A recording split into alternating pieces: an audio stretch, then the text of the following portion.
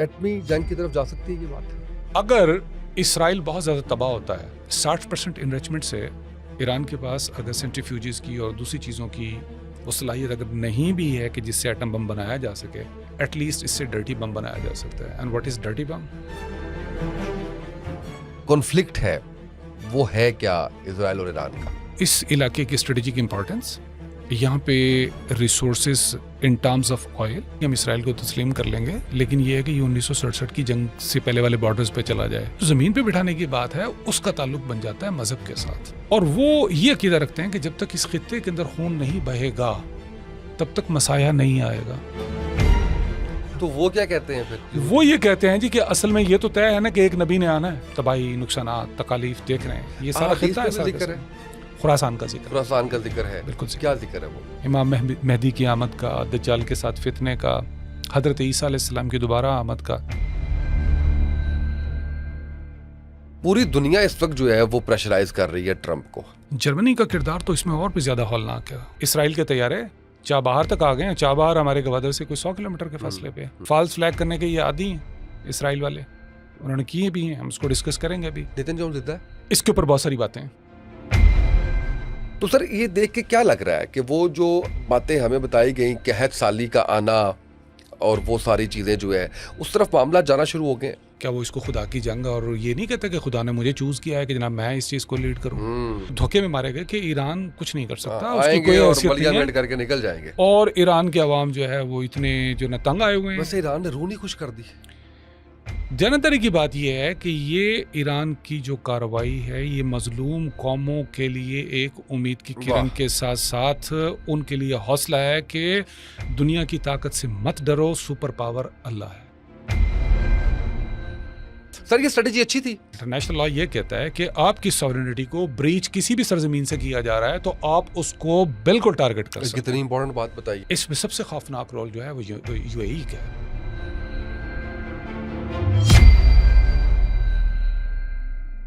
بسم اللہ الرحمن الرحیم. السلام علیکم. آپ دیکھ رہے ہیں اسامہ طیب پوڈ کاسٹ.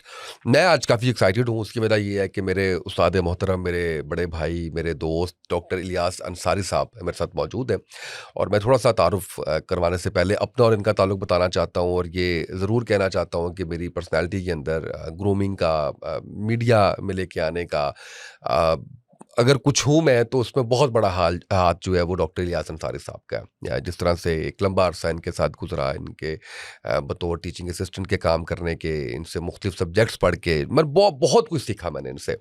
اور ڈاکٹر صاحب کے بارے میں اگر میں آپ کو بتاؤں تو آج تو سوشل میڈیا پہ مجھے معذرت کے ساتھ کہنا پڑ رہا ہے کہ جس کا دل کرتا ہے وہ آتا ہے، آ کے بات کرتا ہے 4 صفحے پکڑ کے.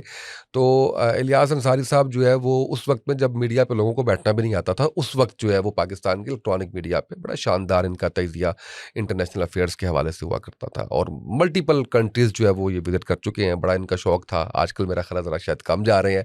تو میری ایکسائٹمنٹ آپ کو نظر آ گئی. ہمارا جو آج کا ٹاپک ہے وہ ظاہر ہے کہ ہم انٹرنیشنل افیئرس پہ کریں گے، اور اس میں مینلی جو ایران اسرائیل امریکہ کی جنگ ہے اس کے اوپر بات کریں گے. اور اس کے ساتھ ساتھ کیونکہ ہم یہ دیکھ رہے ہیں کہ اینڈ آف ٹائمز اور اسکٹالوجی اس طرف باتیں جا رہی ہیں، جس کے اندر دجال کی آمد، جس کے اندر حضرت عیسیٰ علیہ السلام اور حضرت امام مہدی علیہ السلام ان کے جو ہے وہ حوالے سے، جہاں ہم ان باتوں کے اوپر ایمان رکھتے ہیں، وہاں پہ ایک مسیح کا انتظار ادھر بھی کیا جا رہا ہے دوسری طرف بھی. تو ہم یہ ساری گفتگو آج کریں گے کہ اصل میں ہوا کیا، ہو کیا رہا ہے، ہونے کیا جا رہا ہے. السلام علیکم سر، کیسے ہیں آپ؟ وعلیکم السلام، بہت شکریہ، thank you very much and thanks for having me. Sir یہ بتائیے گا مجھے کہ اصل جو کنفلکٹ ہے وہ ہے کیا اسرائیل اور ایران کا؟ اگر ہسٹوریکلی ہم دیکھیں تو بہت زیادہ دور تک جائے گا معاملہ. جو سیکنڈ ورلڈ وار کے بعد جو جوز تھے، جو کچھ وہاں یورپ میں ہوا، اس کے بعد ان کے لیے فلسطینیوں کی سرزمین پہ ایک ملک قائم کر دیا گیا. اور برطانیہ چونکہ ان چند ممالک میں وہ بھی شامل تھا جن کے پاس یہ کنٹرول تھا ایسے علاقے جس کا نظام وہ چلائیں گے. تو اس کے اندر اس نظام کے تحت رہتے ہوئے فلسطین کا جو کنٹرول تھا وہ برطانیہ کے پاس تھا، اور اس کے اندر جو ہے یہ ایک ملک اسرائیل کے نام سے بنا دیا گیا. اور وہ جس خطے پر بنایا گیا اس کا 52% اسرائیل اور 48% جو ہے وہ فلسطین کو دیا گیا. لیکن یہ کبھی بھی ایک ریاست نہیں بن سکا باضابطہ. اور ہم دیکھتے ہیں کہ 90s کے سٹارٹ کے اندر ایک اوسلو معاہدہ ہوا، اس میں پیس کا جو انعام جو تھا، جو پرائز تھا یہ اس کا نوبل، وہ 3 رہنماؤں کو، یاسر عرفات کو اور اس وقت کے اسرائیلی وزیر اعظم کو اور امریکی جو صدر تھے ان کو دیا گیا۔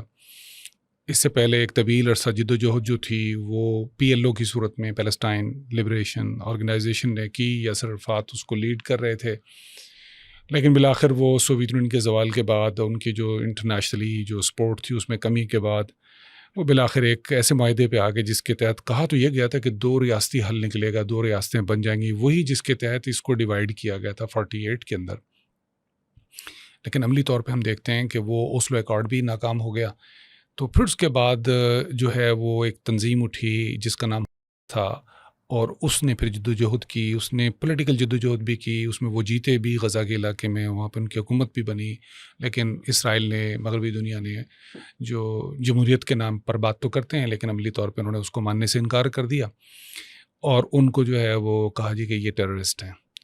تو اس طریقے سے وہاں پہ لڑائی کا جو سلسلہ ہے وہ چل رہا ہے۔ تو اصل ریزن یہ ہے کہ زمین کس کی ہے، اس پہ قابض کون ہے۔ دوسرا یہ ہے کہ اچھا زمین کا جب فیصلہ کر دیا گیا تھا 48 اور 52% کے حساب سے، تو چلیں اس کے مطابق سلسلہ بنا لیں اور 2 ریاستیں بنا لیں تو ہم اسرائیل کو تسلیم کر لیں گے۔ اسرائیل اس طرف بھی عملی طور پہ نہیں آتا۔ 3 بڑی لڑائیاں ہوئی ہیں 48 کے اندر۔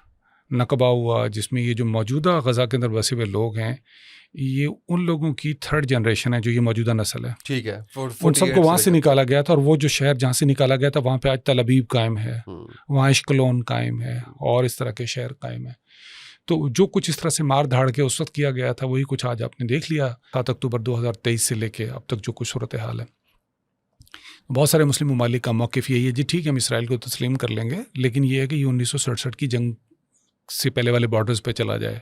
تو 67 کی جنگ میں جس میں 6-7 عرب ممالک کی لڑائی ہوئی تھی اسرائیل کے ساتھ، اس میں بہت سارے علاقے عرب ممالک نے لوز کر دیے تھے۔ اس میں بڑا علاقہ جو تھا اردن کا تھا، جس کو ویسٹ بینک کہا جاتا ہے، جس میں یروشلم موجود ہے، یعنی بیت المقدس موجود ہے، اور بیت المقدس کے بارے میں ہم سب جانتے ہیں، مسلمانوں کے لیے، یہودیوں کے لیے، عیسائیوں کے لیے، تینوں مذاہب کے لیے بہت اہم ہے۔ تو اب اسرائیل اپنی اس پوزیشن سے ہٹنے کو تیار نہیں ہے، اور لڑائی وہاں پر موجود ہے۔ وہاں پر جو حالات ہیں وہ ساری دنیا جانتی ہے کہ ہیومن رائٹس کی کیا سچویشن ہے وہاں پہ۔ عملی طور پہ جد و جہد آزادی کے لیے ہو رہی ہے، ایک الگ فلسطین کے لیے ہو رہی ہے، اس میں 2 طرح کا موقف ہے۔ اوسلو ایکارڈ جن لوگوں نے کیا تھا، PLO نے کیا تھا، انہوں نے اسرائیل کے وجود کو تسلیم کر لیا تھا۔ آن دی کنٹریری حماس جو ہے وہ اس کو تسلیم نہیں کرتی، وہ کہتی ہے جی کہ یہ ہماری سرزمین تھی، ہم کیوں اس کو تسلیم کریں۔ تو یہ ادھر کا موقف ہے۔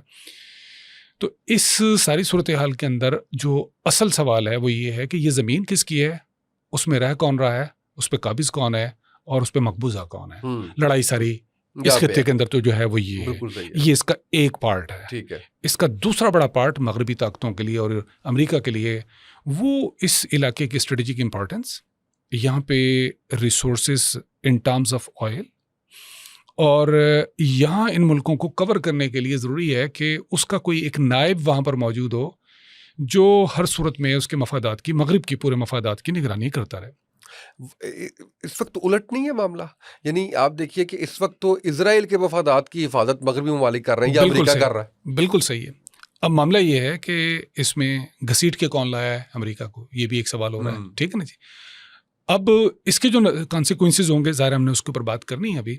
تو اس وقت صورتحال یہ ہے کہ پورے مغرب نے بہت دھڑلے کے ساتھ امداد دی، اور امریکہ اپنی جگہ پر، اگر آپ ذرا غور کریں، جرمنی کا کردار تو اس میں اور بھی زیادہ ہولناک ہے، انہوں نے بہت زیادہ ہولناک رویہ اختیار کیا جی، اس بنیاد پہ کہ ہم سے غلطی ہوئی، ہم نے ان کو مارا ہولوکاسٹ میں، تو ہمیں شیم ہے، ہم ندامت کا شکار ہیں، ہم آپ کی سروائیول کے لیے جو کچھ ہم سے ہوگا کریں گے۔ اتنی بڑی گارنٹی امریکہ نہیں دیتا جتنی بڑی گارنٹی جرمنی دیتا ہے، ہمارے لوگوں کو نہیں پتا اس کے بارے میں۔ تو جرمنی سے مستقل امداد آتی ہے۔ آپ کو جان کے حیرت ہوگی کہ جو ملٹری کی ساری ایڈ بگننگ کے اندر آئی ہے، جو ٹیکنالوجی آئی، وہ امریکہ سے نہیں آئی، وہ جرمنی سے آئی ہے زیادہ، اور بھرپور طریقے سے دی ہے۔ بعد میں جو لابی ہے اسرائیل کی حامی، انہوں نے دنیا بھر میں اپنے ریسورسز کو استعمال کیا، پھر امریکہ کو بھی استعمال کیا، وہ پھر ایک لمبی کہانی ہے اور وہ بعد میں ہے، لیکن جرمنی پہلے آ گیا۔ تو اس سارے حالات کے اندر یہ سلسلہ 1948 سے جو شروع ہوا ہے، آج ہم 2026 کے اس وقت بیٹھے ہوئے مارچ میں کہ جب لڑائی ہو رہی ہے خطے کے اندر دوبارہ، تو یہ کوئی سکون اور امن کی وہاں پہ گھڑی نہیں آئی ہے، اور یہ اصل جھگڑا جو ہے وہاں پر یہ ظاہری پہلو ہے، دونوں کا ہو گیا جی، نا؟ یہ دو پہلو ہو گئے، ایک میں مادی پہلو ہو گیا اکنامک حوالے سے آئل کا، اور دوسری طرف سے ہو گیا ان لوگوں کو وہاں پہ زمین کے اوپر بٹھانے کا۔ اب جو زمین پہ بٹھانے کی بات ہے اس کا تعلق بن جاتا ہے مذہب کے ساتھ، اور مذہب کے ساتھ جو بنتا ہے وہ یہودیوں کے نزدیک یہ جی کہ چونکہ بنی اسرائیل جو تھے اسی خطے سے تھے، بعد میں نکال دیے گئے، تو ہمارا حق ہے یہاں پر۔ سوال یہ بھی ہے کہ فلسطینی بھی تو موجود تھے، اور 6000 سال کی فلسطین کی تاریخ کے اندر آپ اٹھا کر دیکھیں اس خطے کی، یہودی ہمیں 200 سال نظر آتے ہیں صرف، تو 6000 میں سے 200 سال اس کی بنیاد پہ ان کا کلیم، اور یہ کہ خدا نے ہم سے وعدہ کیا ہے، یہ پرومسڈ لینڈ ہے اور ہمیں یہاں پر واپس بلایا جائے گا، سو ہر یہودی وہاں پر آئے۔ مزے کی بات یہ ہے کہ نہ وہاں ریسورسز ہیں، یعنی فلسطین کے حوالے سے کوئی آئل وغیرہ نہیں ہے، کوئی اتنا زیادہ گیس وغیرہ بھی نہیں ہے، یعنی میں اسرائیل کی بات کر رہا ہوں جو باقی علاقوں میں ہیں مڈل ایسٹ کے، صحیح، وہاں پہ کوئی زمینیں سرسبز و شاداب نہیں ہیں اتنی، وہاں پہ کھیتی پوری نہیں ہے، پینے کے لیے پانی پورا نہیں ہے۔ اس کے باوجود اس آئیڈیالوجی کی بنیاد پہ دنیا بھر سے امیر ترین یہودی آ کر سیٹل ہوتے ہیں، یہ ان کی آئیڈیالوجی ہے جس کی بنیاد پہ، مذہبی آئیڈیالوجی جس کی بنیاد پہ وہاں سے آ رہے ہیں اور مسلسل آ رہے ہیں۔ دوسری جانب عیسائی جو ہیں ان کا کلیم جو ہے اس حوالے سے کہ حضرت عیسیٰ علیہ السلام وہاں پیدا ہوئے اور ان کا سارا وقت وہیں پہ گزرا ہے، ان کے لیے وہ مقدس جگہ ہے۔ اور مسلمانوں کا کلیم یہ ہے کہ چونکہ ایک مسلمان تو اس وقت تک مسلمان ہو نہیں سکتا جب تک کہ وہ تمام انبیاء پر ایمان نہ لے کے آئے، ان تمام کتب پہ ایمان نہ لے کے آئے جو ان پہ اللہ تعالیٰ نے نازل فرمائی ہیں۔ تو یوں مسلمانوں کا کلیم جو ہے اس کی بنیاد پہ وہ مسلمان کہتے ہیں کہ یہ ہمارا ہے۔ اب یہ اس کا ہے مذہبی آسپیکٹ۔ عیسائیوں کے اندر بھی ایک بڑا طبقہ ایسا ہے، اب اس طبقے کے لیے بھی وہی لفظ استعمال کیا جاتا ہے جو یہودیوں کے اس طبقے کے لیے استعمال کیا جاتا ہے، میں اس اصطلاح کے حوالے سے آپ سمجھ گئے ہوں گے میں کیا کہنا چاہتا ہوں، اور وہ یہ عقیدہ رکھتے ہیں کہ جب تک اس خطے کے اندر خون نہیں بہے گا تب تک مسیح نہیں آئے گا۔ بش کے زمانے کے اندر، اور اس نے کہا تھا دس از کروسیڈ، یہ میں بات کر رہا ہوں 2003 مارچ کی، انہوں نے کہا تھا کہ جب تک خون نہیں بہے گا اس سرزمین کے اندر مسیحا نہیں آئیں گے۔ یہ ان عیسائی گروہوں کا جو مذہبی عقیدہ ہے وہ اس حوالے سے ہے۔ ان کو امریکہ کے نام نیو کانز کہتے ہیں، یعنی نیو کنزرویٹوز، اور نیو کنزرویٹوز جو ہیں وہ زیادہ تر ریپبلکنز کے اندر موجود ہیں، موجود ڈیموکریٹس کے اندر بھی ہیں، وہ اپنے آپ کو لبرل کہتے ہیں لیکن اثر و رسوخ ان کا وہاں پہ بھی ہے۔ بش یا ریپبلکن جب بھی جیتتے ہیں اس کو بائبل اسٹرپ کہا جاتا ہے یا بائبل بیلٹ کہا جاتا ہے امریکہ کے اندر۔ 30% وہ پکا ٹھکا ووٹ ہے جو ہمیشہ مذہب کی بنیاد پہ ووٹ دے گا امریکہ کے اندر، اور وہ جنرلی ریپبلکنز کو جاتا ہے۔ بش تھا وہ ریپبلکن تھا جس نے عراق پہ اٹیک کیا، امریکہ پہ اٹیک کیا، ٹرمپ صاحب کا تعلق بھی اسی جماعت کے ساتھ ہے۔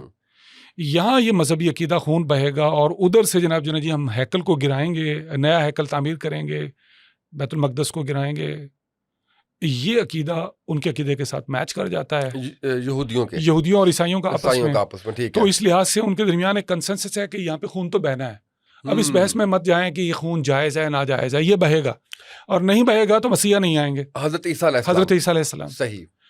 لیکن حضرت عیسیٰ علیہ السلام عیسائی کہتے ہیں، ان کے نزدیک وہ مسیحا ہیں، یہودیوں کے نزدیک وہ مسیحا نہیں ہیں، کیونکہ انہوں نے تو ان کو مسلوب کیا تھا، انہوں نے تو اس وقت کے یہودی علماء نے کہا تھا کہ نہیں یہ تو جھوٹا نبی ہے، نعوذ باللہ من ذالک، اور رومن امپائر کی حکومت تھی، انہوں نے تو جناب اصرار کر کے پریشر ڈلوا کے مسلوب کروایا، کروسیفائی کروایا، جو اس زمانے میں سزائے موت کا ایک طریقہ کار تھا۔ تو وہ کیا کہتے ہیں پھر؟ وہ یہ کہتے ہیں جی کہ اصل میں یہ تو طے ہے نا کہ ایک نبی نے آنا ہے، اور وہ جو نبی آنا ہے وہ کون ہوگا، وہ اس کی تشریحات مختلف ہیں، لیکن کم از کم حضرت عیسیٰ علیہ السلام کو اس حوالے سے نہیں جانتے، نہ مانتے ہیں۔ اچھا، تو یہ بنیادی فرق ہے۔ اس کا مطلب ہے کہ لیکن ان دی اینڈ ان کی بھی آپس میں جو ہے آپس میں وہ نہیں ہے، یقیناً وہ نہیں ہے، لیکن اس وقت مسلمانوں کے لیے جو ایک تکلیف دہ وقت ہے، فلسطینیوں کے لیے بالخصوص ایک تکلیف دہ وقت ہے۔ اب یہ فلسطینیوں سے دکھ درد نکل کے آہستہ آہستہ اب یہ شدت اختیار کر کے ہمارے بارڈرز پہ آ چکا ہے۔ ہم لاہور میں بیٹھے ہیں تو تافتان کا بارڈر کوئی ہزاروں کلومیٹر دور نہیں ہے، بالکل ایسا ہی ہے، تو یہ پہنچ چکا ہے۔ ابھی جس طرح سے چند روز پہلے اس لڑائی کے دوران میں اسرائیل کے طیارے چابہار تک آ گئے ہیں، چابہار ہمارے گوادر سے کوئی 100 کلومیٹر کے فاصلے پہ، تو پاک ایئر فورس کو الرٹ ہونا پڑا اس وجہ سے، اور فالس فلیگ کرنے کے یہ عادی ہیں اسرائیل والے, انہوں نے کیے بھی ہیں, ہم اس کو ڈسکس کریں گے ابھی. تو یہ درد جو ہے وہ پھیل رہا ہے, اب یہ کوئی چھوٹا نہیں ہے. بالکل صحیح ہے. خراسان کی جو زمین ہے وہاں پہ یہ درد پھیلتا جا رہا ہے, اس میں ایران بھی شامل ہے. ہم تباہی, نقصانات, تکالیف دیکھ رہے ہیں. یہ سارا حدیث خطہ میں بھی ذکر ہے, خراسان کا ذکر, خراسان کا ذکر ہے. بالکل کیا ذکر ہے, وہ مفہوم وہاں سے اٹھیں گے, وہاں سے اٹھیں گے, وہاں سے اٹھیں گے. اور یہ ہے آپ کے جو آخری نشانیاں ظاہر ہو رہی ہیں. جی بالکل, قیامت کی, قیامت کے قرب کے جناب جو قریب ہیں وہ اس میں اس زمانے کے حوالے سے. یہ اس میں افغانستان کا وہ علاقہ بھی شامل ہے جو بدخشاں وغیرہ کا بنتا ہے, جو ہمارے چترال سے ملک ہے. صحیح. ایران میں تو خراسان کے نام سے علاقے بھی موجود ہیں. بالکل صحیح. تو یہ جو ساری کی ساری چیز ہے, اس پہ مختلف لوگوں کی مختلف رائے ہو سکتی ہے, لیکن جو ہمارے مسلمانوں کے درمیان ایک یہ عقیدہ پایا جاتا ہے امام مہدی کی آمد کا, دجال کے ساتھ فتنے کا, حضرت عیسیٰ علیہ السلام کی دوبارہ آمد کا, لیکن بطور نبی نہیں, ٹھیک ہے, کیونکہ نبوت آپ صلی اللہ علیہ وسلم پر ختم ہو گئی. تو یہ جو ساری چیزیں ہیں یہ مذہبی عقائد موجود ہیں, اور یہ درد اب تیزی کے ساتھ بڑھ رہا ہے. ابھی جو حالات جس رخ پہ جا رہے ہیں یہ ان حالات کو مزید قریب تر لانے کا ذریعہ بن رہے ہیں. قیامت کب آئے گی اس کا حقیقی علم اللہ تعالیٰ کو ہے. نبی پاک صلی اللہ علیہ وسلم سے بھی پوچھتے تھے کفار کہ بتاؤ تم جو کہتے ہو نعوذ باللہ کہ بھئی قیامت آ رہی ہے, بہت قریب ہے, تو بتاؤ کب آ رہی ہے. تو اللہ نے کہا کہ ان کو کہہ دو کہ اس چیز کا علم جو ہے رب کو ہے, تو میں تو تمہیں صرف بتا سکتا ہوں کہ وقت زیادہ دور نہیں ہے. تو اس حوالے سے ذرا دیکھیں کہ اللہ تعالیٰ یہ بھی تو فرمایا نا نبی پاک صلی اللہ علیہ وسلم نے کہ میری آمد بھی ایک نشانی ہے. تو اس کے اندر ایک جو چیز ہے وقت کی, اب عام آدمی کے ذہن میں سوال پیدا ہوتا ہے کہ 1500 سال تو گزر گیا بھائی, ایک انسان کے لیے تو یہ بہت بڑا عرصہ ہے. تو وہ تو یہ سمجھتا ہے ایک وقت سے مراد یہ ہے کہ بھئی بس اب آیا, کل آیا, یا ایک ہفتے میں آیا, 6 مہینے میں آیا. تو اللہ تعالیٰ نے قرآن مجید میں اپنے جو ٹائم کا جو تھیوری ہے یا جو ٹائم کا جو معاملہ ہے اللہ تعالیٰ نے جو بیان فرمایا, وہ اس نے ڈفرینٹ جگہ پہ بیان فرمایا کہ میرا ایک دن جو ہے 1000 کے برابر بھی ہے, 5000 سال کے برابر بھی ہے. اب وہ جو ٹائم کا جو یہ سسٹم ہے یہ دنیا کے لیے ٹھیک ہے جی, وہ اللہ کا ایک دن ہمارے حساب سے جو ہے نا جی وہ 1000, اور پتہ نہیں وہ ٹائم فریم ہے بھی کہ نہیں ہے. بالکل صحیح. دیکھیں نا وہ جب ہم معراج کے واقعے کا ذکر کرتے ہیں, نبی پاک صلی اللہ علیہ وسلم گئے تو جب جنت میں دیکھا لوگوں کو, دوزخ میں دیکھا لوگوں کو, تو جنت تو نہیں تھی, جنت میں تو کوئی نہیں گیا تھا, دوزخ میں تو کوئی نہیں گیا تھا, وہ تو روز قیامت کے بعد جانا ہے. تو وہ حال ماضی مستقبل کو اللہ کے لیے, تو وہ ظاہر ہے کہ وہ ایسے پڑا ہوا ہے سارا کچھ جو ہے. سادہ لفظوں میں سمجھنے کے لیے آپ اس کو ٹائم ٹریولنگ کہہ لیجیے, ٹھیک ہے جی. اب وہ جو ٹائم کا سپین ہے, اچھا یہ تو ہمیں بھی پتا نا کہ جو دیکھیں مثلا چاند ہے, چاند کا جو ایک دن ہے وہ ہمارے 29.5 دن کے برابر ہے, ایسے ہی ہے, ٹھیک ہے. اور مارس پہ چلے جائیں, ان کا 24 گھنٹے سے تھوڑا سا زیادہ ہے. یہ تو انسان ابھی ایکسپلور کرنے کے ابتدائی مراحل میں ہے, ٹھیک ہے. ہم اس لیے کچھ جب یہ کہتے ہیں کہ قیامت قریب ہے, تو یہ جو نشانیاں بھی قریب آ رہی ہیں, تو ہو سکتا ہے ہمیں نہیں معلوم کہ ایک نشانی سے دوسری نشانی کے درمیان 1000 کا عرصہ, 1000 سال کا عرصہ ہے, یا 500 سال کا عرصہ ہے, یا 100 سال کا عرصہ ہے, یا 50 سال کا عرصہ ہے, یا 10 سال کا عرصہ ہے. وی ڈونٹ نو.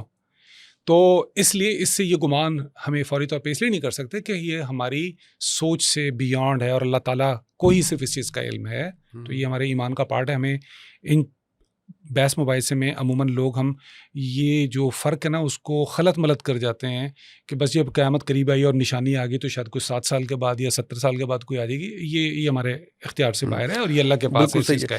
اچھا سر, ایک بات مجھے جو تھوڑا سا کنفیوز کرتی ہے وہ یہ کرتی ہے کہ دیکھیں دجال کا ذکر اس سے پہلے مذاہب میں بھی ہوگا, اینٹی کرائسٹ کا لفظ انگریزی میں اس لیے استعمال ہوا ہے. صحیح ہے. اچھا, اب ہمیں جو بتایا گیا اس کے بارے میں اس کی کچھ نشانیاں بتائی گئیں. جیسے ہمیں بتایا گیا کہ ایک آنکھ ہے, پھر ہمیں بتایا گیا کہ ایک ہاتھ میں جنت اور ایک ہاتھ میں دوزخ ہوگی, اور جو دوزخ ہے وہ جنت, جو جنت ہے وہ دوزخ ہوگی, مردوں کو زندہ کر دیں گے, آل دیٹ, اس طرح کی ساری جو ہے وہ چیزیں. اچھا, اب ہمیں پتہ ہے کہ وہ فتنہ ہے, ہمیں کہا کہ پناہ مانگی گئی اس سے کہ وہ اس فتنے سے پناہ مانگیں, اور ہم سمجھتے ہیں کہ ہمیں پناہ مانگنی چاہیے, اور ہمیں یہ دعا کرنی چاہیے کہ ہمارا سامنے ہی نہ ہو, اس آزمائش میں پڑے ہی نہ ہم. اچھا, یہودی جو کرسچنز ہیں وہ بھی وہ مسیحا کا انتظار کر رہے ہیں. یہودی جو ہے وہ کیسے ساتھ دیں گے دجال کا؟ ان کے مذہب میں کچھ نہیں لکھا ہوا ہے بنیادی طور پہ. ان کو جو مذہب میں جی بنیادی طور پر جو ان کے لیے مسیحا کے لیے کہا گیا تھا وہ تو نبی پاک صلی اللہ علیہ وسلم کے لیے کہا گیا, صلی اللہ علیہ وسلم. وہ دراصل جب یہ ساری چیزیں قریب آ گئیں تو مدینہ کے بعض جو یہودی تھے, جو ان کی جو زیرک اور سمجھدار یہودی تھے, وہ آپ صلی اللہ علیہ وسلم کو دیکھ کر پہچان گئے تھے کہ آ گئے ہیں. لیکن جو ان کی جو بائسنس تھی یہودیوں کی بنی اسرائیل کے بارے میں، جو اللہ تعالیٰ نے ان کی حرکتوں کے بارے میں قرآن مجید میں بار بار ذکر کیا ہے، بار بار توجہ دلائی، کسی قوم کو توجہ نہیں دلائی نعمتوں کی، یا بنی اسرائیل اذکروا نعمتی اللہ، کسی بھی قوم کو نہیں کہا، صرف بنی اسرائیل یعنی حضرت یعقوب علیہ السلام کے بیٹوں اور ان کے آل اولاد کو کہا گیا۔ حضرت یعقوب علیہ السلام کا لقب تھا اسرائیل، جس کا عربی میں ترجمہ کریں تو مطلب بنتا ہے عبداللہ۔ ہیبریو زبان میں، عبرانی زبان میں اسرائیل اور جو عربی زبان ہے اس کے اندر عبداللہ سیم میننگ ہے۔ اور بنی ظاہر بیٹے، 12 بیٹے جن میں حضرت یوسف علیہ السلام کی اولاد بھی شامل ہے۔ تو یہ ان 12 بیٹوں کی اولاد کے علاوہ اپنے اندر کسی کو یہودی تصور نہیں کرتے۔ صحیح، کوئی اور بندہ یہودیت کو اختیار نہیں کر سکتا، اور اس کے لیے انہی میں سے ماں کا بھی ہونا ضروری ہے اور باپ کا بھی ہونا ضروری ہے۔ ہاں جی بالکل، نہیں یہ اس کے اندر یہ ہے کہ اگر ایسی سچویشن ہو کہ باپ اور ماں کے مذاہب مختلف ہوں تو پھر اس میں سے یہودی کس کو تسلیم کیا جائے گا؟ اس کے مطابق جو شخص ماں کی طرف سے یہودی ہوگا اس کو یہودی مذہب کے مطابق درجہ ملے گا۔ جمائمہ کی والدہ یہودی نہیں تھی، جمائمہ کا والد جو ہے وہ یہودی تھا۔ اوکے، تو یہودی اس کے مطابق جو ہے وہ ماں والی لنک کو جمائمہ یہودی نہیں ہے اس سینس میں، اور جمائمہ تو اسلام قبول کر لیا تھا، ویسے بھی وہ تو اسلام پہ قائم ہے، اس کے بچے بھی اسلام پہ قائم ہے۔ لیکن اگر اس سیناریو میں دیکھنا بھی ہو اور یہودیوں کے پرسپیکٹو سے بھی دیکھنا ہو تو وہ نہیں اس طریقے سے۔ تو یہ ان کی جو چیزیں ہیں نا ان کو دیکھنے کی ضرورت ہے۔ That's a part of the religion، مطلب کہ حصہ یس، یہ دیکھیں یہ تو انہوں نے ڈیفائن کر لیا جس طرح سے، یا شاید اس کی یہ بھی کہہ سکتے ہیں بگڑی ہوئی شکل۔ دیکھیں بنیادی طور پر تو انہوں نے یہ چیزیں بگاڑی ہیں، اللہ تعالیٰ نے تو کہیں پہ بھی ان کو یہ نہیں کیا، ان پہ یقیناً اللہ نے بڑی نعمتیں کی ہیں، اس کا ذکر کیا قرآن مجید میں، اس میں کوئی شک نہیں ہے۔ لیکن اپنے آپ کو چوزن پیپل کہہ کے یہ ان کے رہبائز جو ہیں وہ باقیوں کو مارنے کو برا نہیں سمجھتے۔ اب یہ انٹرپریٹیشن ان کے علماء نے کی ہیں بعد میں، اور یہ اس طرح کی انٹرپریٹیشن وہ ہمیشہ سے کرتے چلے آئے ہیں۔ وہ یوم السبت کا واقعہ کیا ہے، اللہ نے منع کیا مچھلی کے شکار سے، انہوں نے کچھ اور بے اختیار کر لیے۔ تو یہ ان کے مسائل ہیں، یہ اسی طریقے سے کرتے چلے آئے ہیں۔ دیئر فور وہ جو ان کے لیے جس کو مسائل سمجھتے ہیں وہ نبی محترم صلی اللہ علیہ وسلم کی صورت میں تھے، اور وہ مدینہ کے یہودیوں نے وہ دیکھ لیا تھا، اور ان کی جو عصبیت اور تعصب تھا آگے وہ ان کو ہولڈ کر رہا تھا اس چیز کے اوپر۔ تو دیر فور وہ ایکچولی ویٹ اس کے لیے کر رہے ہیں، اور وہ کلیئر نہیں اس بارے کے اندر، انہیں پتہ بس آئے گا۔ سر کیا لگتا ہے ویسے یہ سچویشن دیکھ کے، جو سچویشن ابھی دیکھ رہے ہیں ہم، خاص کر ایران کے حوالے سے پوری دنیا چوک نظر آ رہی ہے اس وقت، اور آج خبر بڑی اچھی آئی کہ پاکستان کو خصوصی طور پہ ان کا جو طیارہ جو ہے وہ جو جہاز ہے شپ ہے جو ان کو اجازت دے دی ہے انہوں نے جو ہے ابنائے حرمت سے۔ تو پوری دنیا اس وقت جو ہے وہ پریشرائز کر رہی ہے ٹرمپ کو کہ باز آ جاؤ، پیچھے ہٹ جاؤ، کوئی ساتھ نہیں دے رہا۔ ایون میں اس کی اسپیچ سن رہا تھا، وہ کہہ رہا تھا جب مجھے ضرورت تھی تب، جب ان کو ضرورت تھی میں ان کے ساتھ تھا، اب مجھے ان کی ضرورت ہے تو میرے پاس کوئی بھی نہیں آ رہا۔ تو بھائی تم کر وہ حرکت رہے ہو نا جس کی وجہ سے پوری معیشت کا گلا دبا دیا، سب پہ امپیکٹ آئے گا۔ تو سر یہ دیکھ کے کیا لگ رہا ہے کہ وہ جو باتیں ہمیں بتائی گئیں، قحط سالی کا آنا اور وہ ساری چیزیں جو ہے اس طرف معاملہ جانا شروع ہو گئے ہیں؟ دیکھیے اس کو نا 2 حصوں میں لے کے چلتے ہیں۔ میں بین الاقوامی تعلقات کا ایک ادنا سا طالب علم ہوں، میں اس چیز کو اس نظر سے اگر دیکھوں تو کیا نظر آتا ہے، اور دوسری طرف ظاہر ہے میں مسلمان ہوں، میرے عقائد ہیں، میرا عقیدہ ہے، اور اسی طریقے سے جو عیسائی اور یہودی اقوام ہیں ان کا بھی ایک مذہبی عقیدہ ہے۔ اور چاہے سیکولر مائنڈ سے کوئی شخص، لبرل مائنڈ سے کوئی شخص مذہب کو چاہے جتنا مرضی اس کا وزن کم کرنے کی کوشش کرے، حقیقت تو نہیں ٹلے گی۔ ایسے ہی کیا ٹرمپ نے ابھی حال ہی کے اندر جو ہے اوول آفس کے اندر عیسائی پادریوں کو بلا کے وہ اس نے جناب ساری دعائیں اور وہ ساری کی ساری چیزیں نہیں لی ہیں، مذہبی جنگ کے حوالے سے بات نہیں کی ہے؟ کیا وہ بارہا تذکرہ نہیں کر چکا مذہبی جنگ کے حوالے سے؟ کیا وہ اس کو خدا کی جنگ، اور یہ نہیں کہتا کہ خدا نے مجھے چوز کیا ہے کہ جناب میں اس چیز کو لیڈ کروں؟ اب دنیا کا سب سے پاورفل ملک اور اس کا سب سے پاورفل عہدہ پریزیڈنٹ، وہ جب اس کے پاس وہ کمانڈر ان چیف ہے امریکن فورسز کا، جس کے پاس یہ سارے وسائل ہیں، اور جب وہ یہ چیز بات کر رہا ہے اور وہ اس کو استعمال بھی کر رہا ہے اس طریقے سے، تو ہم اگنور کیسے کر سکتے ہیں؟ تو یہ تو چیز اس طرف بڑھ رہی ہے۔ کیسے بڑھے گی، کیا کیا چیزیں انفولڈ ہوں گی، کس سٹیج پہ کیا چیزیں آئے گی، یہ ایک بہت لمبا موضوع ہے۔ اس کو اگر میں ذرا تھوڑا سا اس طریقے سے بات کروں، بین الاقوامی تعلقات کے تناظر میں ہم جس اس وقت نہج پہ کھڑے ہیں، اس وقت جو یونیپولیرٹی تھی وہ ختم ہو گئی، بائیپولیرٹی تو 91 میں ختم ہو گئی تھی سوویت یونین کے ٹوٹنے کے بعد. پھر امریکہ کے پاس وہ آ گئی پاور. اب ملٹی پولیرٹی کی طرف ہم جا رہے ہیں, اور ملٹی پولیرٹی کے اندر جو ایک بڑا پلیئر ہے وہ چین ہے. اس وقت جو سچویشن جا رہی ہے اس کے اکارڈنگلی اب معاملات پہلی مرتبہ دنیا نے دیکھا ہے, جیسے کہ ابھی آپ نے بھی یہ بتایا, ابھی اشارہ کیا اس جانب, کہ دنیا اس کی بات ہی نہیں سن رہی ہے. وجہ یہ ہے کہ جس مائنڈ کے ساتھ اس نے یہ سارا کام شروع کیا, کوئی ایک ایگزٹ اسٹریٹجی ہوتی ہے. کسی بھی جنگ میں جانے سے پہلے آپ سوچتے ہیں کہ میں میکسیمم ادھر گیا تو جاؤں گا, تو وہاں سے واپسی کا راستہ کیا ہے, وہ سب سے پہلے سوچا جاتا ہے. کوئی ایگزٹ پلان نہیں. اس لیے کہ ان کا یہ خیال تھا, یہ اس دھوکے میں مارے گئے کہ ایران کچھ نہیں کر سکتا, اس کی کوئی حیثیت نہیں ہے, کر کے نکل جائیں گے. اور ایران کے عوام جو ہے وہ اتنے جو نہ تنگ آئے ہوئے ہیں. ویسے ایران نے روح نہیں خوش کر دی. جانتاری کی بات یہ ہے کہ یہ ایران کی جو کارروائی ہے یہ مظلوم قوموں کے لیے ایک امید کی کرن کے ساتھ ساتھ ان کے لیے حوصلہ ہے کہ دنیا کی طاقت سے مت ڈرو, سپر پاور اللہ ہے. واہ واہ, بے شک بے شک. اب اس کو جو ہمارے ہاں بعض فرقہ وارانہ لوگ فرقہ واریت کی نظر سے دیکھتے ہیں, اور وہ ان کا ایک الگ معاملہ ہے, وہ ان کے دلوں کی جو ٹیڑھ ہے وہ اللہ ہی دور کر سکتا ہے. حالانکہ میرا خیال ہے ہم بھی اس سے نہیں ہیں, ٹھیک ہے اس فرقے سے. جی بالکل, کچھ باتوں پہ اختلاف ہوگا, کچھ باتوں پہ ہم ان کو کہہ کے ٹھیک کہہ رہے ہیں, کر رہے ہیں, لیکن اس کا یہ مطلب نہیں ہے کہ اگر مسلمان کھڑا ہوا ہے تو ہم اس کو اپریشیٹ نہ کریں. بالکل صحیح بات ہے.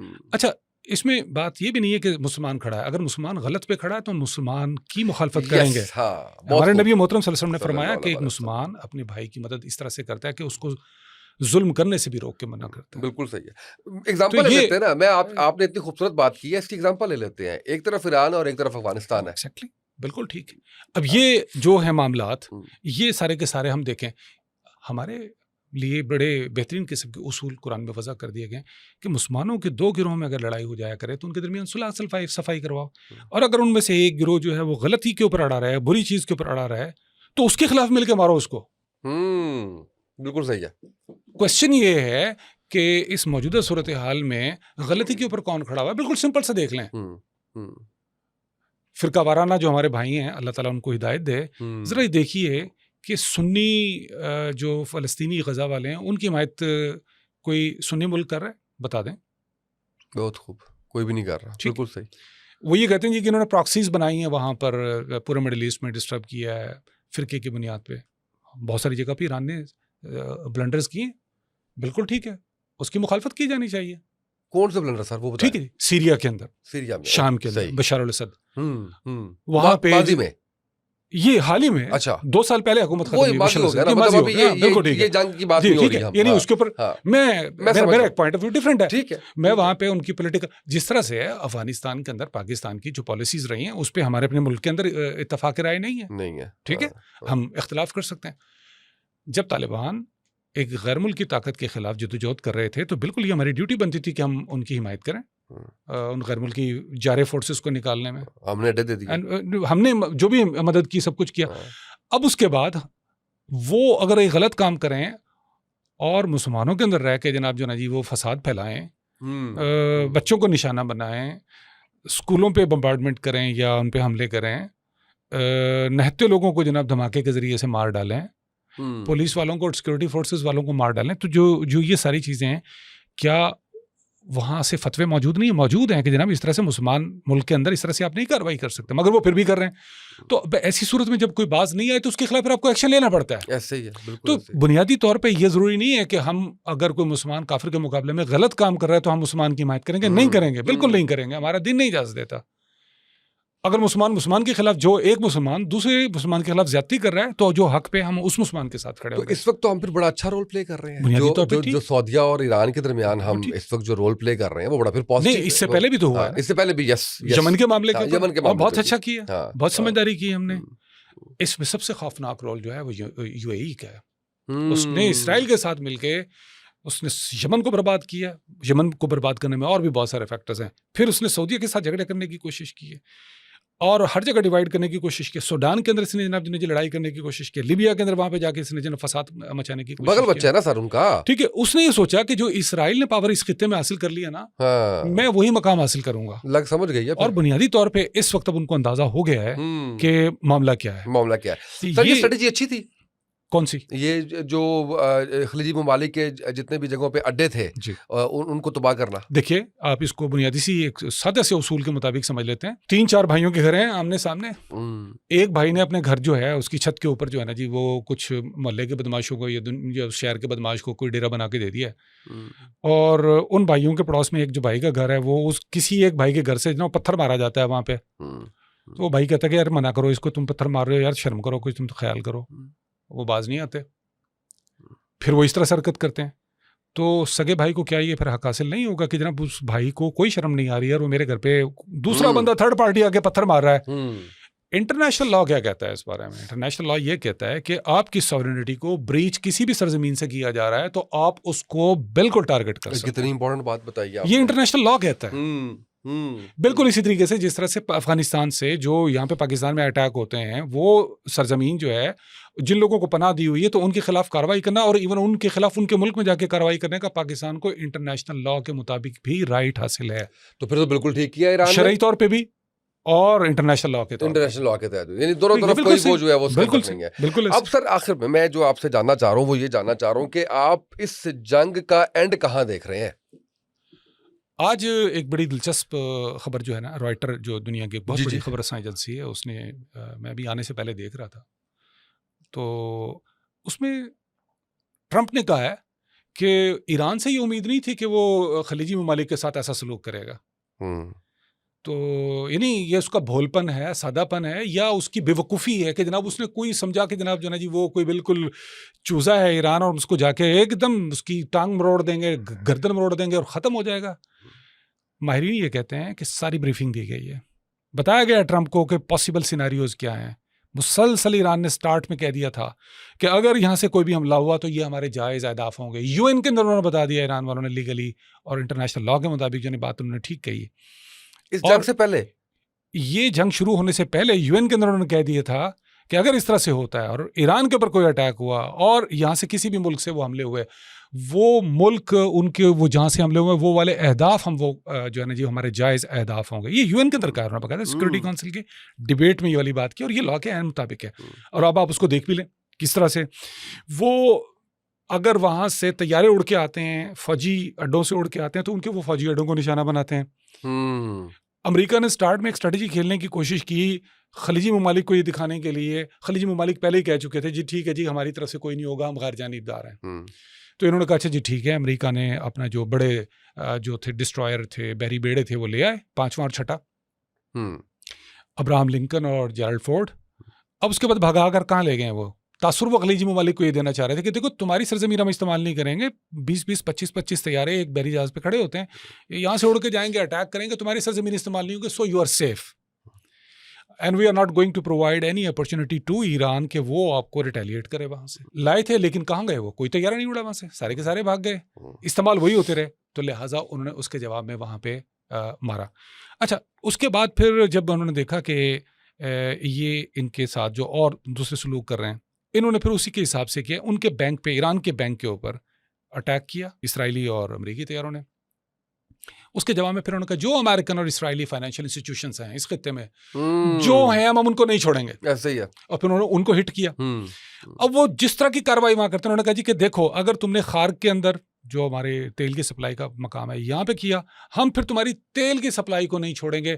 فجیرہ کے اندر انہوں نے جناب ٹینکوں کو ان کو اوپر جناب اٹیک کر دیا. اب اگر وہ اسکول کے اوپر اٹیک کیا تھا تو اسلام تو اجازت نہیں دیتا کہ بچوں کو مارے. تو اس طرح کی یہ والی کارروائی انہوں نے نہیں کی, جو کہ اچھی بات ہے کیونکہ اسلام اجازت نہیں دیتا کہ ہم بچوں کو ٹارگٹ کریں, ہمارا دین ہمیں اجازت نہیں دیتا, وچ از گڈ.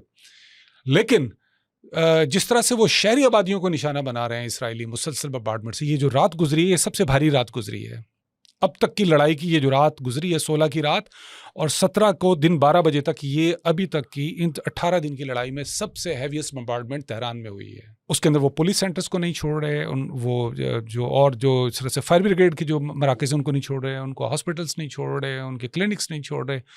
تو اس کے جواب میں پھر ایران نے یہ کیا کہ پھر تل ابیب میں، ایشکلون میں، دوسرے تمام شہروں میں جہاں جہاں پہ ان کے موساد کے سینٹرز ہیں، جہاں ان کے پولیس کے مرکز ہیں، پہلے وہ فوجی مراکز کو نشانہ بنا رہے تھے، اب انہوں نے سول انفراسٹرکچر کو نقصان پہنچانا شروع کیا، تو ایران نے بھی ایز اٹ از ان کا پولیس اسٹیشنز کو نشانہ بنانا شروع کر دیا ہے۔ اب ظاہر ہے کہ اس سے آگے ہاسپٹلس پہ تو نہیں جا کر بطور مسلمان حملہ کر سکتے ایران، یہ والا کام تو نہیں کرے گا کبھی بھی۔ تو کہنے کا مطلب یہ ہے کہ یہ جو ساری چیزیں تھیں، یہ سب کچھ بتا دیا گیا تھا ماہرین کی طرف سے ٹرمپ کو۔ اب ٹرمپ کہہ رہا ہے جی یہ تو بڑی زیادتی کر دی ہے اس نے، اور ساتھ میں یہ بھی بتا دیا گیا تھا کہ ایران کو آپ کمزور نہ سمجھیں۔ اگر وہ کمزور نہیں ہے تو سوال یہ ہے کہ اب یہ کہاں تک جائے گا، آگے لڑائی کہاں تک جائے گی؟ جتنا آپ نے نفسیات ماشاء اللہ سے اس پہ ریسرچ کی ہوئی ہے، پڑھی ہوئی ہے، یہ نفسیاتی مریض ہے ٹرمپ؟ جو شخص ایپسٹین فائلز کے اندر آ سکتا ہے، جو شخص پیڈوفائل ہو سکتا ہے، جس کے بارے میں کچھ متاثرہ بچیوں میں سے ایک نے یہ کہا ہے کہ جو کسی عورت کے پیٹ میں ابھی بچہ ابتدائی مراحل میں ہوتا ہے تو انہوں نے تو اس کو بھی نکال کے، اب اس سے بڑا ذہنی مریض کسی اور کو کہہ سکتے ہیں کہ تو چیزیں آ گئی ہیں نا۔ یہ ایپسٹین فائلز ہی تھیں جس کو روکنے کے لیے سب کچھ کیا جا رہا ہے۔ اس کے اندر وہ ساری چیزیں موجود ہیں جو ان لوگوں نے وہاں پر کی ہیں۔ یہ اس سے بڑا نفسیاتی مریض کیا ہو سکتا ہے؟ بالکل صحیح۔ جنسی جائز ضروریات اللہ نے رکھی ہیں، وہ ایک الگ پہلو ہے۔ انسان خطا کار ہے، وہ غلطیاں بھی کرتا ہے، لیکن معصوم بچوں کے ساتھ یہ کوئی نفسیاتی مریض ہی کر سکتا ہے، تو اس سے زیادہ نہیں۔ پھر دوسرے آپ یہ دیکھیے کہ اس کے دماغ میں جو آتا ہے وہ کہہ دیتا ہے، وہ کوئی اس کی مشاورت نہیں، کوئی فلٹر نہیں ہے۔ ہم کسی جگہ جاتے ہیں کوئی وفاداری کا بندہ کرتا ہے۔ پچھلی مرتبہ جب یہ پریزیڈنٹ بن رہا تھا تو امریکن فوج کے جنرلز نے کہہ دیا تھا جی کہ ہم نیوکلیر بام والا جو پروگرامنگ ہوتی ہے وہ پورا ایک بریف کیس میں ہوتی ہے، بٹن ہے وہ جو سوویت یونین کے اور اب رشیا کے صدر کے پاس بھی ہوتا ہے اور امریکہ کے صدر کے پاس بھی ہوتا ہے، شروع سے رہا ہے 40 آپ 7 8 9 سے آپ کہہ لیں، ہر وقت ساتھ رکھا جاتا ہے کہ اگر کسی صورت میں ایٹمی جنگ چھڑ جائے تو امریکی صدر یا اور دوسری جانب سے روسی صدر اور ماضی میں سوویت یونین کا صدر اپنے پاس رکھتے تھے کہ بٹن دبانا پڑے، فوری طور پہ جواب دیے جائے۔ امریکن جنرلز نے ٹرمپ جب پچھلی مرتبہ منتخب ہوا کہا کہ ہم اس کو نہیں دیں گے، اس شخص کا ہمیں کوئی اعتبار نہیں ہے۔ یہ آپ کے سوال کا جواب ہے کہ کیا یہ ذہنی مریض ہے؟ کم از کم یہ ضرور ہے کہ ہائیلی انپریڈکٹیبل ہے، ہم نہیں کہہ سکتے کہ اگلا اس کا قدم کیا ہو۔ ایٹمی جنگ کی طرف جا سکتی ہے یہ بات؟ اگر اسرائیل بہت زیادہ تباہ ہوتا ہے، جس کو میڈیا کے اندر اس وقت چھپایا جا رہا ہے، نیتن یاہو زندہ ہے، اس کے اوپر بہت ساری باتیں ہیں۔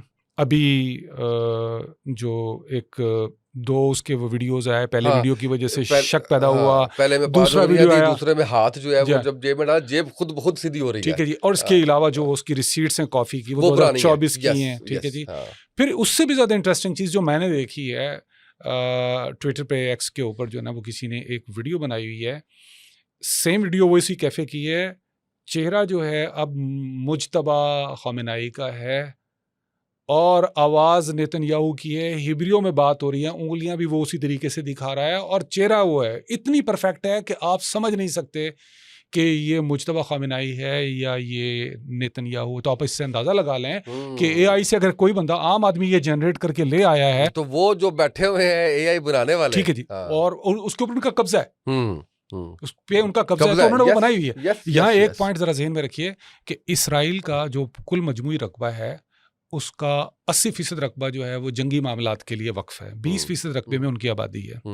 رہائشی علاقوں کے اندر یہ ادھر سے ادھر جائے تو کہیں نہ کہیں میزائلوں کی برسات میں کہیں بھی اس کے ساتھ کچھ ہو سکتا ہے۔ Most of the time he stays out of the air space of Israel, اور یہ موبائل ہے، جہاز کے اوپر ادھر سے ادھر موو کرتا رہتا ہے، تو یہ اس کے بارے میں رائے آ رہی ہے۔ تو اس لیے ہم یقین سے نہیں کہہ سکتے کہ یہ جو ہے اس کا جو اسٹیٹس ہے وہ مر گیا ہے، زندہ ہے، کیا نہیں ہے۔ تو یہ اس لیے اس کے اوپر صحیح ہے، لیکن آپ کہہ رہے ہیں کہ اگر اسرائیل جو ہے وہ اس حد تک اس پہ اس کا جو ہے وہ ہوتا ہے کہ ہمیں پھر جو ہے وہ پھر یہ ایٹمی جنگ کی طرف جا سکتی ہے۔ اچھا، اس کے اوپر جو ہے نا جی 2 سیناریوز ہو سکتے ہیں۔ ایک سیناریو یہ ہو سکتا ہے کہ امریکہ جو ہے وہ ایٹم بم خود نہ گرائے، اسرائیل سے کہے جی تم ڈال دو، ٹھیک ہے، اور اگر اسرائیل ایسا کرتا ہے تو اس کا رزلٹ کیا ہوگا؟ 60% انرچڈ یورینیم ہے ایران کے پاس، جو انہوں نے اپنے لاسٹ مذاکرات میں، جس میں دھوکہ دہی کے ساتھ ان کو درمیان میں جنگ چھیڑ دی گئی تھی، ابھی حال جی مذاکرات چل رہے تھے، تھرڈ راؤنڈ جو ہے پچھلے سال بھی، ہاں پچھلے سال بھی مذاکرات کی آڑ میں انہوں نے جناب حملہ کیا تھا اسرائیل اور امریکہ نے۔ انہوں نے کہا جی ہمارے پاس 60% ہے, ہم 0% پہ لے آتے ہیں انریچمنٹ. تو اسامہ صاحب بطور طالب علم انٹرنیشنل ریلیشنز کے میں یہ سمجھتا ہوں کہ 60% انریچمنٹ سے ایران کے پاس اگر سینٹریفیوجز کی اور دوسری چیزوں کی وہ صلاحیت اگر نہیں بھی ہے کہ جس سے ایٹم بم بنایا جا سکے, تو ایٹ لیسٹ اس سے ڈرٹی بم بنایا جا سکتا ہے. اینڈ واٹ از ڈرٹی بم؟ یہ سارا انرچڈ جو اس وقت کانٹینٹ ہے, اس کو آپ بم, عام بم کے اندر جس طرح سے میزائل میں آپ بارود بھرتے ہیں, فرض کیجئے تو جو بھی اس کا میکانزم ہے اس کے مطابق اس کو استعمال کر کے کسی شہر پر ڈراپ کیا جائے, اس سے دھماکہ نہیں ہوگا. وہ جو ایک بالکل چھتری سی بنتی ہے ایٹمی دھماکے کی, وہ نہیں بنے گی, وہ گرد کی اور وہ آگ نہیں بنے گی, دھوئیں کی, ہاں آگ نہیں بنے گی, آواز کی شدت پیدا نہیں ہوگی, بلڈنگ نہیں اڑیں گی, لوگ پگھل نہیں جائیں گے. تو جو یہ یورینیم ہے اس کی جو ریڈیو ایکٹیویٹی ہے, تابکاری ہے, وہ پھیلے گی اور لوگ اس سارے خطے کے بہت بری طرح سے بیمار ہو جائیں گے, زخمی ہو جائیں گے, اور وہ بالآخر چند دنوں میں مر جائیں گے. تو یہ آلموسٹ ڈرٹی وہی بم, بات ہے. یہ ڈرٹی بم, اس سے زیادہ یہ ڈرٹی بم کے اوپر ایران کے پاس یہ کیپیبلٹی تو ہے, وہ بنا سکتے ہیں اگر اس طرح سے ہوتا ہے تو 60% پہ تو یہ کام ہو سکتا ہے. اچھا ایسا نہیں ہے کہ اس طرح سے استعمال نہیں ہوا. 2003 میں عراق کے اندر امریکہ نے ڈپلیٹڈ یورینیم استعمال کی ہے, فوج کے ڈھانچے بکھیر کے رکھ دیے. اس سے ملتی جلتی چیز وہ اس سے ذرا تھوڑا سا اگلے سٹیج کی تھی. جو اس کے ریپبلکن گارڈز تھے صدام حسین کے, ڈھانچے باقی رہ گئے تھے. تو یہ جو چیزیں ہیں, اور اسی طریقے سے 1999 یس کوسوو کے اندر انہوں نے ڈپلیٹڈ یورینیم جو تھی وہ تھوڑی سی سربیا کے اندر استعمال کی تھی کوسوو کے حوالے سے. اس کی کئی مثالیں اور جگہ افغانستان کے اندر بھی استعمال کی گئی ہے, کئی جگہوں پہ توڑا بوڑا کے اندر استعمال کی گئی ہے جب گرائے گئے. تو ایسا نہیں ہے کہ پاسبل نہیں ہے. ہاں اس کی مقدار محدود تھی, لیکن یا تو معاملہ وہی ہے نا, تنگ آمد بجنگ آمد, تو پھر وہی ہوگا بالکل ایسے, وہی سارا کچھ جو ہے وہ چل رہا ہے. بالکل ٹھیک ہو گیا سر, تھینک یو سو مچ. تشنگی باقی ہے, دوبارہ آپ کو زحمت دینی ہے. ہم انشاءاللہ دوبارہ ایک نشست رکھیں گے عید کے بعد, تاکہ جو کرنٹ اس وقت کی سچویشن ہو اس کے اوپر بھی ہم بات کریں. ناظرین آپ نے گفتگو سنی ہے, میرا خیال ہے کہ بہت سی چیزیں میرے لیے نئی تھیں, اور آپ کو بھی بہت کچھ سمجھنے کا موقع ملا ہوگا کہ اس وقت ہو کیا رہا ہے, مسلمان کہاں کھڑے ہوئے ہیں, اور اس وقت جو ہے وہ اگر مذہبی طور پہ بات کی جائے تو وہ آپ کے سامنے رکھی, اور انٹرنیشنل افیئرس کی اس میں ڈومین میں ساری چیزیں آپ کے سامنے رکھی. آج کے پوڈ کاسٹ سے اتنا ہی, اجازت دیجیے, اللہ حافظ.